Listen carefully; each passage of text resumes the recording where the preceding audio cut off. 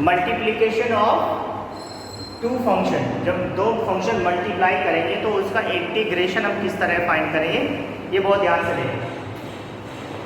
Differentiation तो आप लोगों को पता ही है, differentiation of u into v, तो क्या था formula, first function as it is differentiation of v plus v as it is differentiation of u।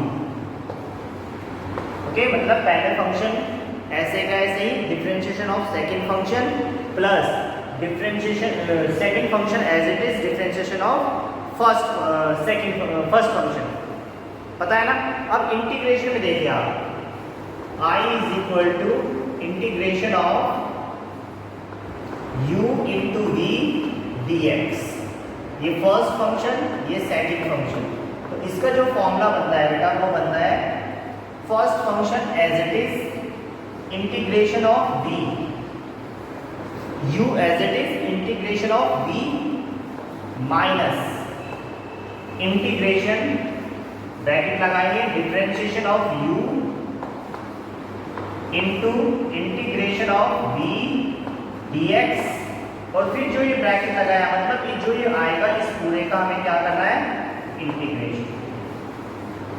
ठीक है ना। एक बार फिर से समझिए, दो फंक्शन का मल्टीप्लाई है और उसका इंटीग्रेशन हमें फाइंड करना है, तो उसका फॉर्मूला क्या होता है, जो u है मतलब फर्स्ट फंक्शन है वो एज इट इज करेंगे, जो सेकंड फंक्शन है जिसका इंटीग्रेशन करना है उसको v मतलब dx, ओके, सेकंड फंक्शन का इंटीग्रेशन, फिर माइनस इंटीग्रेशन, ब्रैकेट लगाएंगे, differentiation of first function into integration of second function, और फिर पूरे का इंटीग्रेशन, इस तरह। Is that clear.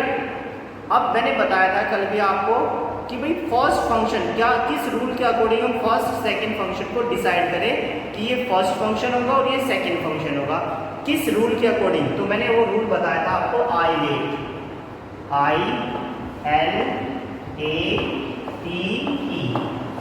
I के अकॉर्डिंग जो I होता है, मतलब सबसे पहले किसको मानना है,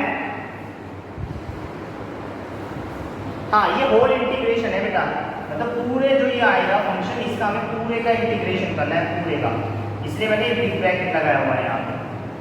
ठीक है। अब आई रेट को समझिए बेटा, आई रेट क्या है, आई रेट का मतलब पहला जो आई है इसका मीन्स होता है इनवर्स फंक्शन। क्या, inverse function, inverse function, inverse function का मीन्स आप जानते हो, sine inverse x, tan inverse x, cos inverse x, ये सब आप जानते हो।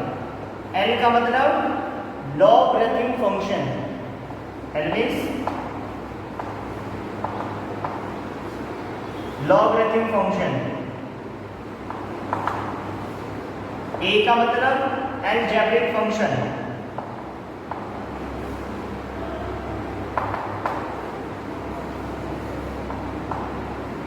टी का मतलब ट्रिग्नोमेट्रिक फंक्शन,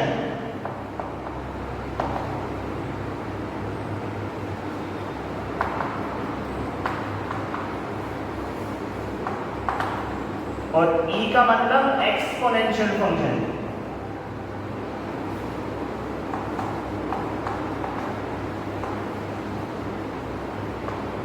अब ये होते क्या है, इसको कैसे लेंगे, देखो बेटा, अगर दो फंक्शन गिवन है, जैसे ये गिवन है integration of x into sine inverse x, इसका हमें इंटीग्रेशन करना है, तो कैसे डिसाइड करेंगे फर्स्ट फंक्शन कौन सा हो, कैसे डिसाइड करेंगे फर्स्ट फंक्शन कौन सा हो, इसके अकॉर्डिंग, मतलब इनवर्स वाला फंक्शन इसको फर्स्ट मानेंगे और इसको सेकंड मानेंगे, आई रेट के अकॉर्डिंग आई पहले आया हुआ है।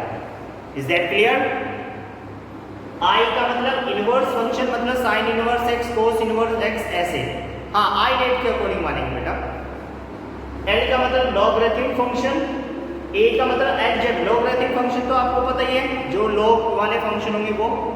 ए का मतलब अलजेब्रिक, अलजेब्रिक का मतलब है जैसे x की पावर n वाले, x square, x cube, x की पावर 5, x की पावर 10, 3x स्क्वायर, या कोई क्वाड्रेटिक इक्वेशन हमें दे दी, तो वो सब आ जाएंगे अलजेब्रिक फंक्शन में, राइट है।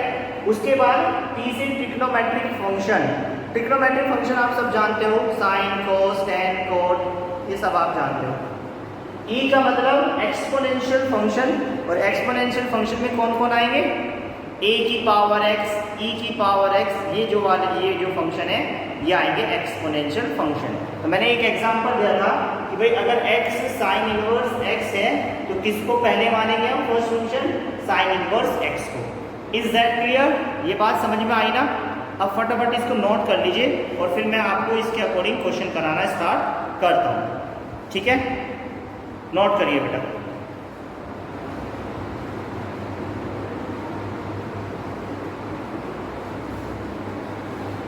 आइडेंटिटी में किसी को कोई प्रॉब्लम है तो पूछ लेना बेटा। आइडेंटिफिकेशन किसी फंक्शन की नहीं हो पा रही है आपसे तो भी मुझे बता देना।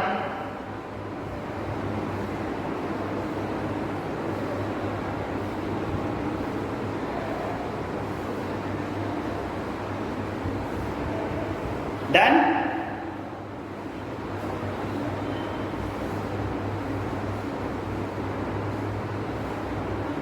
ओके।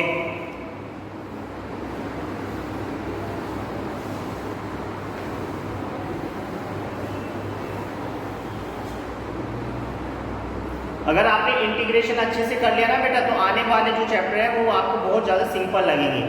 ठीक है ना? एक तरह से बहुत अच्छी कमांड हो जाएगी आपकी, तो बहुत आराम से पढ़ना, बहुत अच्छे से। और एक्स्ट्रा क्वेश्चन मैंने बताया आपको सॉल्व करते रहना, कोई डाउट आएगा तो आप जरूर पूछना। ठीक है, तो अभी स्टार्ट करते हैं बेटा। एक क्वेश्चन देता हूँ मैं, छोटे छोटे क्वेश्चन से स्टार्ट करते हैं। I is equal to integration of x into sine x dx। यहाँ पे पहले लिख लीजिए आई ने।